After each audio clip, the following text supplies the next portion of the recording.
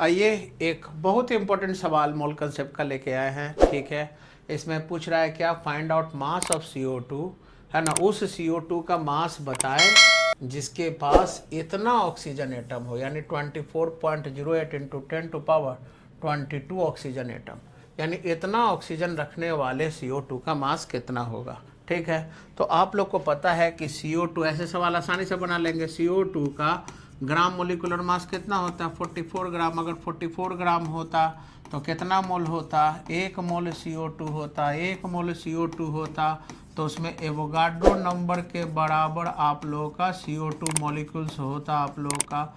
ठीक है, मॉलिक्यूल्स होता आप लोगों का। और इसमें ऑक्सीजन कितना होता, तो जितना मॉलिक्यूल्स निकल जाएगा, तो हम लोग को पता है कि एक मॉलिक्यूल में 2 ऑक्सीजन, तो इतना मॉलिक्यूल में इतना इंटू 2, यानी 2 इंटू 6.02 इंटू 10⁻23 होता है ना। कौन सा एटम, ऑक्सीजन एटम्स होता है आप लोग का।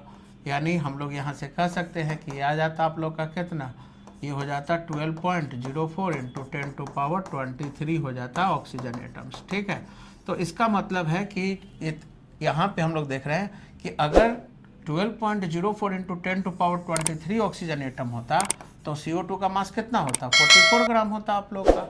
लेकिन यहाँ पे हम लोग का क्या पूछ रहा है, 12.04 नहीं, ये पूछ रहा है 24.08 इंटू 10⁻22 है आप लोग का। इसमें कितना होगा, तो आप लोग देख रहे हो कि क्या रिलेशन है। इसमें पूछ रहा है कि कितना मास होगा, तो यहाँ पे हम लोग देख रहे हैं ये क्या है, ये तो दुगना है, लेकिन ये पावर आप लोग का 1/10 है। तो दुगना है और 1/10 है, यानी कहने का मतलब कि अगर हम दुगना करेंगे, है ना, यानी कि मास को अगर हम लोग दुगना करेंगे, है ना, 2 टाइम्स है ना, तो मास को दुगना करेंगे तो कितना आएगा, 88 आएगा। और उसमें हम लोग को क्या करना, 10 टू पावर, अगर 10 ये रहता आप लोग का 23 रहता, तो 23 रहता तो इसका जस्ट डबल हो जाता, जस्ट डबल हो जाता तो वो 88 ग्राम होता।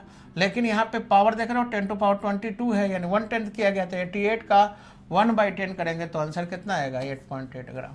ठीक है, तो आसानी से हम लोग कह सकते हैं कि 8.8 ग्राम CO2 का वेट होगा।